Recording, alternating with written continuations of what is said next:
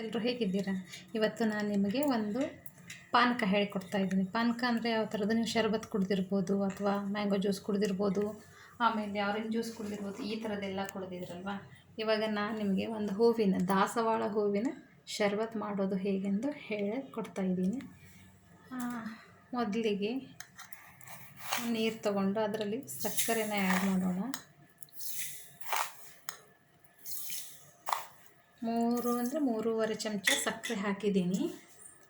ಇವಾಗ ಅದನ್ನು ಸ್ವಲ್ಪ ಕೈ ಆಡಿಸೋಣ. ಅದಕ್ಕೆ ನಾವು ಇವಾಗ ಲಿಂಬನ್ನು ಕಟ್ ಮಾಡ್ಕೊತಾ ಇದ್ದೀವಿ. ಇವಾಗ ನಾವು ಸ್ವಲ್ಪ ಬಿಸಿಯಾಗಿರುವಂತಹ ನೀರು ತಗೊಳ್ಳೋಣ. ಅದಕ್ಕೆ ದಾಸವಾಳ ಎಲೆಯನ್ನು ಹಾಕೋಣ.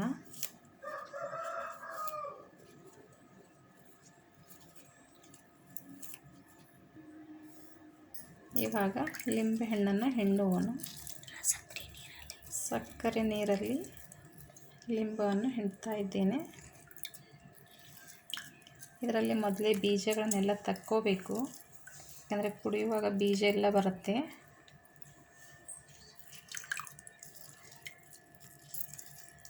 ಚಿಟಿಕೆ ಉಪ್ಪನ್ನು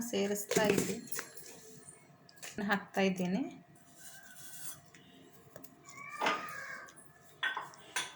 ಈಗ ದಾಸವಾಳ ಹೂವಿಂದ ನ್ಯಾಚುರಲ್ ಕಲರ್ ಯಾವುದು ಏನು ಮಿಕ್ಸ್ ಇರಲಾರ್ದ ಹಾಗೆ ಇದಕ್ಕೆ ಈ ಕಲರ್ ಬಂದಿದೆ.